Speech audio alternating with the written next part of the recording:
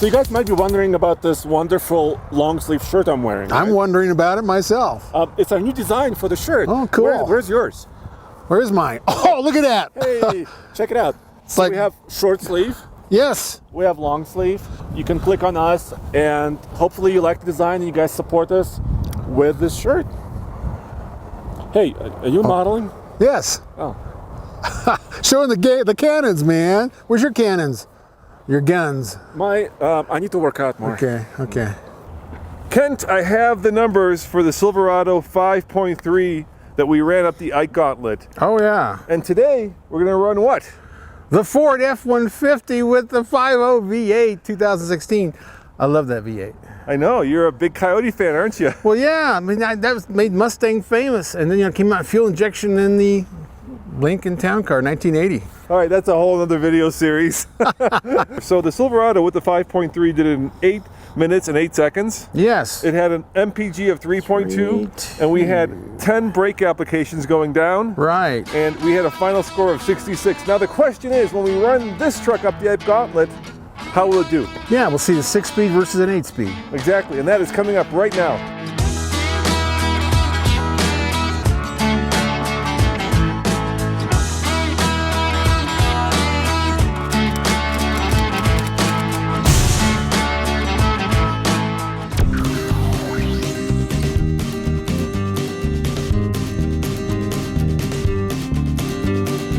Under the hood, you asked for it, you got it. It's Ford's well-loved and well-used 5-liter Coyote V8. It puts out 385 horsepower and 387 pound-foot of torque. Now, unlike the Silverado that we tested, this has a 6-speed automatic, and get this, it has a 3.55 gear ratio versus a 3.42. Will that make a difference?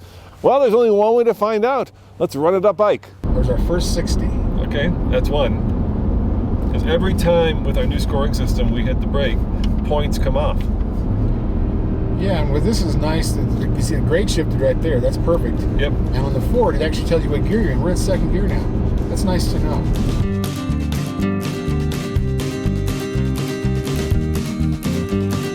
All right, Ken, so we are basically down from the Eisenhower Tunnel, and I am amazed you hit the brake only 3 times. And I think that's all I'm going to do, because now it starts leveling out, and I'm at 55. I'm going to have to speed up. You have to actually speed up. So the Silverado, you hit the brake, or we hit the brake, a total of 10 times. And that really surprised me. That 10-speed automatic didn't do better control. 8-speed. I'm sorry, 8-speed. This is our test trailer, our Logan Coach, and we're using a weight distributing hitch on from Anderson. We're pulling 9,000 pounds, like all the other trucks in this class have been, so we're apples to apples. The weight distributing hitch is tight. The truck squatted a bit. Now we've got it back where it should be, and everything should be handling perfect. Still going up. Squat quite a bit. We're still not quite up. 39 1/4. So we're 2 inches. Wow. Probably going to pop whenever it hits. Wow. Right there. Almost 3 inches, Kent. Yeah. Yeah, that's some significant squat there. All right, Kent, here we go. Up the mountain once again. Yes, indeed. With this 5.0. I've got the stopwatch. I've got the numbers from the Silverado's run right here. Cool. Of course, you can watch that video by clicking above. And let's find out how the Ford does compared to a very similar Silverado. Yep. Just 0.3 of a liter difference. Right here, we're about to pass. Okay, here we go. And bam. Clock is running, dude. And we've zeroed out. We're zeroed out. Full throttle ahead. Full throttle. Oh, here's the thunder. You love that Coyote, man. I love the sound. All right, so let me just remind you guys what the Silverado did. Like I said, you can watch that video by clicking above, but it got an 8 minute and 8 second time up, which is pretty much doing the speed limit. The MPG was 3.2, and the final score was 66 with the 8-speed. That was pretty quick. That was pretty quick, yeah. This will start to bite very quickly when we get a little farther up the run, because it does become steeper. Now keep in mind that the Ike Gauntlet is a timed run from the bottom of a Silverthorne to the top of the Eisenhower Tunnel, and it's about 8 minutes long, and we put the truck in automatic. We let it do its shifting, for it because we're testing the truck, not the driver. Here's how the Ike Gauntlet scoring system breaks down. We have 4 elements, each one worth 25 points. First, the downhill. Every time we touch the brakes, you lose a point. Then uphill, time. 8 minutes as our benchmark. Every 5 seconds over that, you lose a point. Then the uphill MPG. 6 MPG is our benchmark. Every 0.2 MPG below that, we lose a point. And finally, every reviewer gets maximum 25 points for the subjective part. We average that together and come up with a final number for the truck. I'm just about back to 60 again. Now this took a little while to recover. What's the torque on this is lower than the horsepower? Yeah, the torque is 387 and the power is 385. So Yeah. two torques greater. I could tell that because when I tried to recover from getting below 60, above 60, try to stay at 60, I had a little time to do it. So you can tell what the torque range is on this puppy.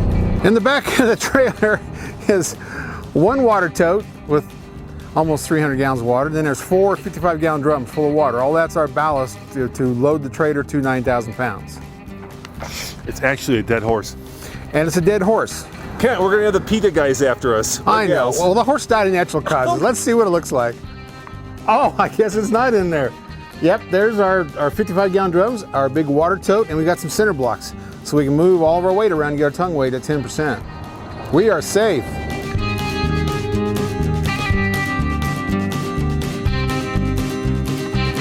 We did 0 to 60s on this, and we got 7.7. And we weighed the truck, and when we do all the math, because we can do the math, we didn't have to reweigh this, but we did stumble upon a little issue, and that is even though we're towing 9,000 pounds, we are over is it the gross combined weight? Yes, the combination truck and trailer. Loaded. Yeah, combination of truck and trailer. We're over what we should be doing. This truck in this configuration is 14,400, and we're about 300 some pounds over that. Yeah. I mean, this is a very capable truck, but And the other choice was for me to get out, but I'm not 300 pounds, so that wouldn't have solved the issue. yeah. And then nobody would have been running the stopwatch here. Yeah, that's right. We gotta have help. Co-pilot's very important. In case you're wondering, this truck costs a total of, I got the Monroney right here, $55,955, or in other words, almost $56,000. Yeah, it's a premium truck for sure. Now this, with the engine wrapping up this tight over 5,000 RPMs, you can hear the motor coming out the back, the exhaust noise. But the cabin's very quiet. Coming down the hill, it was just like no noise. So this is good. This is it's a premium truck, so you got the better insulation package. You can tell it.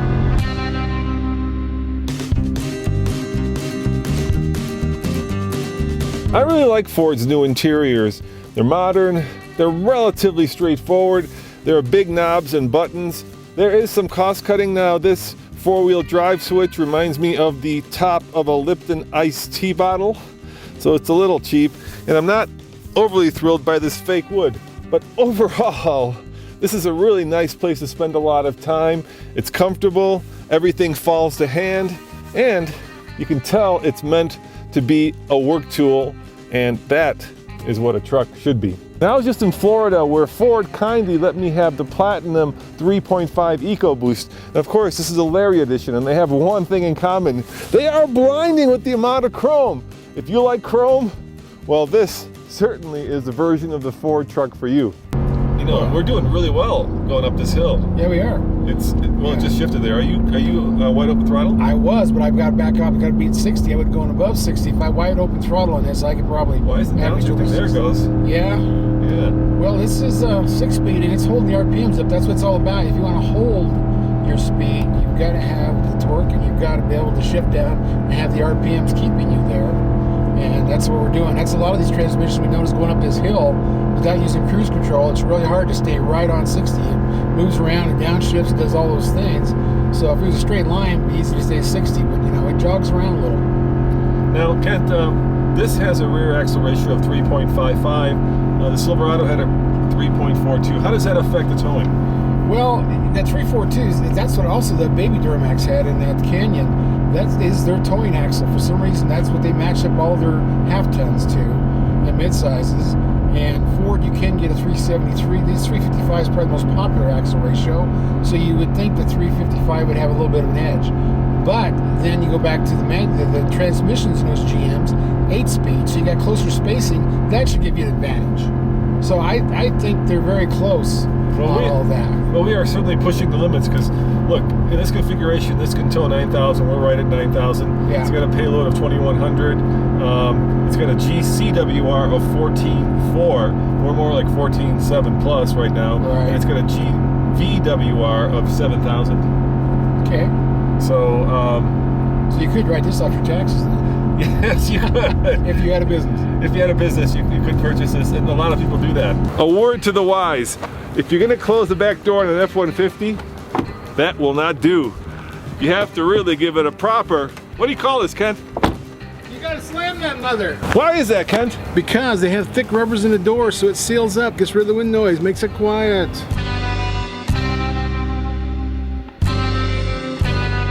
Now there's a truck up here that hopefully won't block us, but it looks like you can get into the fast lane and keep it wide we're open in the throttle. fast lane. It always feels good to be in the fast lane, doesn't it? It does feel good. Now we are coming to the finish of the Ike Gauntlet, as you can tell, and this is going to be, I think, a clean run for the most part. Yeah, we're actually, look at it, we're going 60 at the top of the hill. That's very impressive. It is very impressive. I'm surprised. Now there's no points given for being under 8 minutes, but there are points that you lose if you go over 8 minutes. So So I'm wide open throttle now. It's about 59 miles an hour at the top. keep in mind the Silverado did 8.8, 808. And we're going to be very close to that. I see the lights where we stop. So this is a nail biter, guys. Oh my God. You couldn't ask for anything closer to this. This engine feels really strong. Uh-oh. Here it comes. And bam, right there.